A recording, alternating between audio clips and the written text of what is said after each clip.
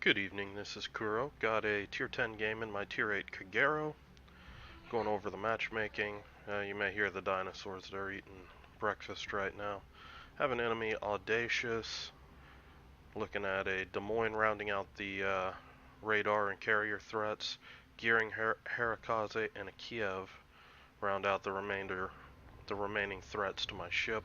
Kiev not so much as the detection is much greater than my ship.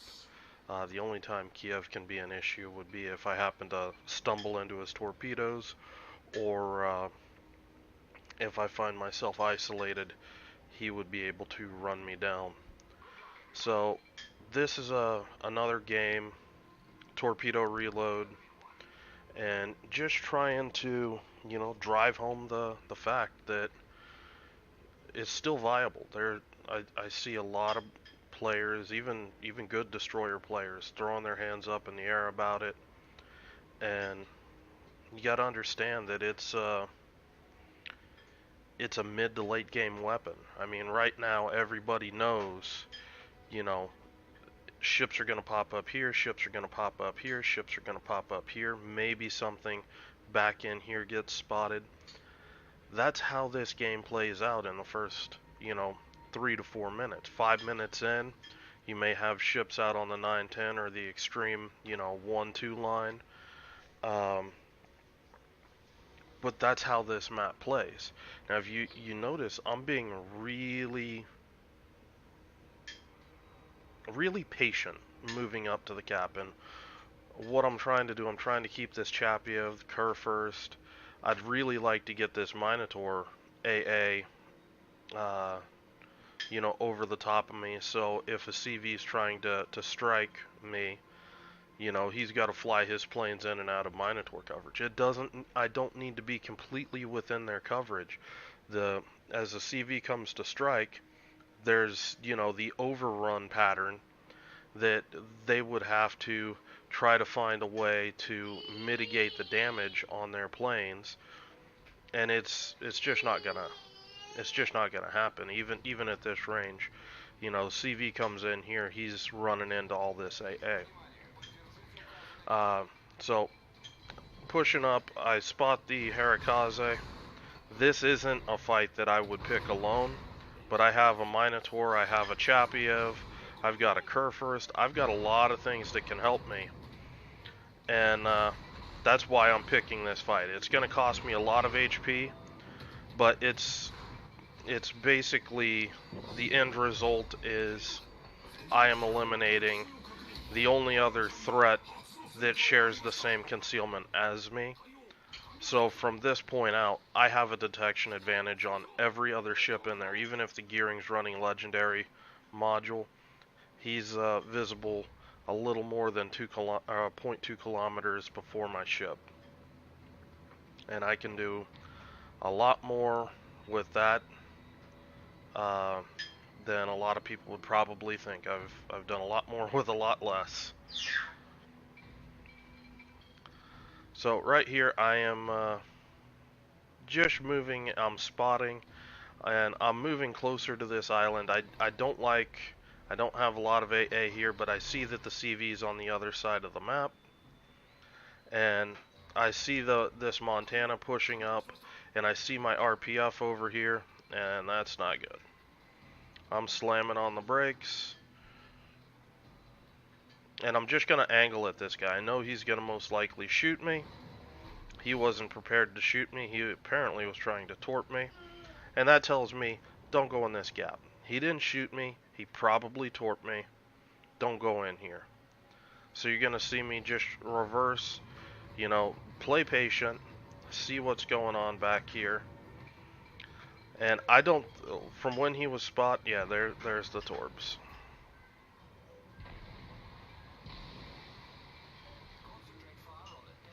Now, while all that is going on, I'm anticipating this guy might try to reverse. And that's what these torpedoes are for. The other one that I'm tracking in my head was this Montana. He was moving about half to 3/4 speed. And I'm mentally counting in my head. And I see him shoot. And I think these torps are going to be a little far forward of him, but I'm going to reverse in there, and maybe if he slows up or something, be able to get some sort of torp hit on him. So I pop torpedo reload, and off I go. If you noticed, a Kurfürst pushed up. I've got a Kurfürst right there for AA for me, and I am just going to leave. There's nothing else left for me to do here on the cap. That Kurfürst is going to keep this Takao from pushing. Taking a look at my torps, unfortunately, I think the Takao spotted him. Montana tried to stop, but because I dropped so short, he's still going to eat one anyway. And eats it on the bows, so it does full damage plus a guaranteed flood. He blows his damage control, and that helps my Kurfürst with the secondaries, and a lot of good synergy there. And a lot of this is, you know, just smart play when you're trying to help ships out. You know, you're gonna see me pick apart a Hindenburg rush that's gonna come through here in a few minutes, and it completely disrupts the enemy attack. And that's the nature of the game with these shorter range torpedo boats. You play patient. You know, I'm pushing up here. You know, my RPF looks like maybe the Takao has decided he wants to come out and play in the north. This Amagi is relatively low HP. So I'm going to push out here and just see what I can see. There's nothing, you know, really pushing decap at the moment. So let's go be useful elsewhere. That plane landing tells me where the Montana is. And use that information. You see a plane circling, you know, basically cut that circle in half, and that's the general location of that ship.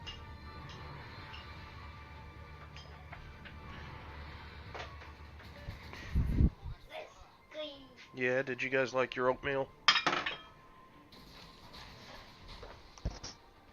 Let's get you some Cheez-Its. There you go.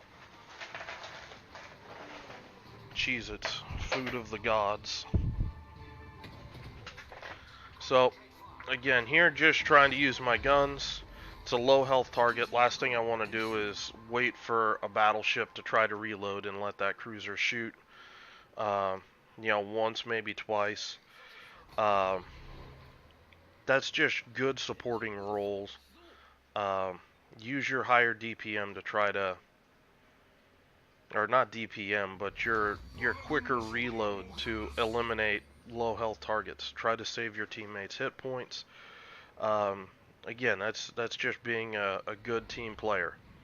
Now RPF, originally I thought something might be creeping up down this channel, but RPF's clearly on decap now, so I'm speed boosting back to decap because I need to do my job. I need to find out what's on D, and I need to make it visible so my team can hit it and do what I can to punish it myself. And it looks like we're getting that cruiser push from the Hindenburg. We've got a Des Moines pushing up. A Montana is running for his life. And this is something that battleships, why in God's name do you guys go here? There's nothing for you here. There's no cap. There's nothing. It's very, very rare you do anything useful on that end of the map. I mean, the same can be said getting in bow-end fights over here. You're better off, you know, sitting here and shooting, you know, across the map at angled ships or at more broadside ships. Now, I'm gonna pause it right here. What I'm doing, I was cycling through torpedo targets, and this Hindenburg, he's my primary threat. He's healthy. He's telling me that he's looking to YOLO somebody, and we've got, you know, battleships, a Minotaur back here. A lot of things that he potentially could YOLO torp. So what I want to do, I want to disrupt his push by launching these torpedoes. If you notice, I launched them very wide. So I launched one at basically he was going full speed, and then one back in here in this set to create a really wide pattern. And what I'm looking to do is force this guy to turn into my torps. And by turning into my torps, he's going to open up his broadside to all of these guys, or he's going to eat my torps, or both. The Des Moines, I basically was looking at him, and I'm in the process of dropping torps, or I did drop one set of torps on him, basically anticipating he's coming back this way. And then the fourth set of torps, I'm going to redrop on the Hindenburg. I want to make sure that this guy does not have the ability to, rush this corner. If he's got hydro or something, I've got destroyers back in here in the cap that he could wreck. There's a lot of, he could do a lot of damage with where he's at right now. So I want to get that guy off the table. Hindenburg's dodging Minotaur torps. Now, I don't want them to cap this. So I'm actually going to open up on the Des Moines, and I'm going to start kiting away. And I think actually opening up on the Des Moines probably cost me some torpedo hits on the Des Moines, but I didn't want them to get this cap, so it was worth it to me. I do land 2 torpedo hits on the Hindenburg. They're not in danger of capping, so I am switching to the Hindenburg, try to help them finish it off. I'm radared, so let's just keep shooting at this Des Moines. And, these shots on the Des Moines, they're more about, just harassment. Keep him reset, don't let him cap. The radar's down, I'm just going to park here. I'm not going to let you, be able to get stealthed up and get into the cap. And my Montana finally hammers that Des Moines. And they lost a ton of ships over that fight on decap.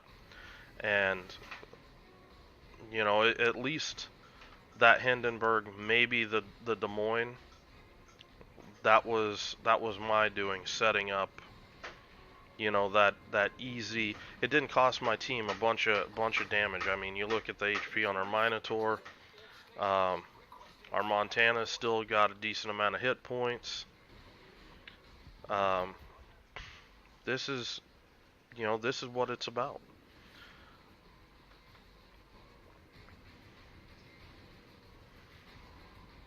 I'm going to push in here, but with 4 caps, we're at 931 points. It's quickly going to end. These battleships that are running, they really should just be charging decap to try to do anything that they can to get additional damage. Try to stall the point so they can do additional damage, because it's obviously a loss. But, it is what it is. This Kreml's going to go down. And that is going to be the game here shortly. Thought the CV was going to kill him, but nope, no joy. And there we go.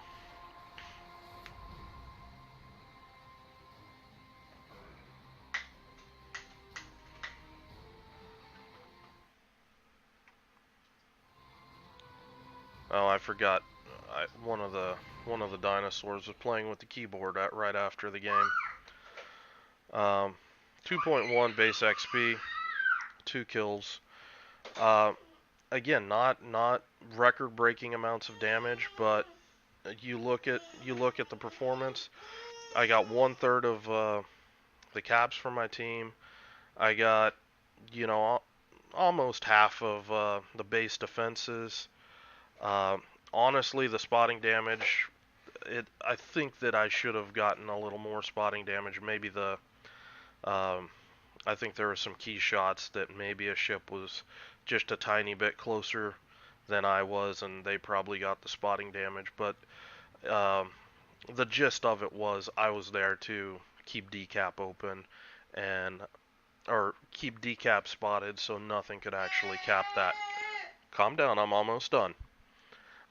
So anyway, I'm going to cut this one short before number 1 has a cow. Yeah, that's right. And I hope you guys are having a good day. If you've got any questions, leave them in the comments below, and I will talk to you later.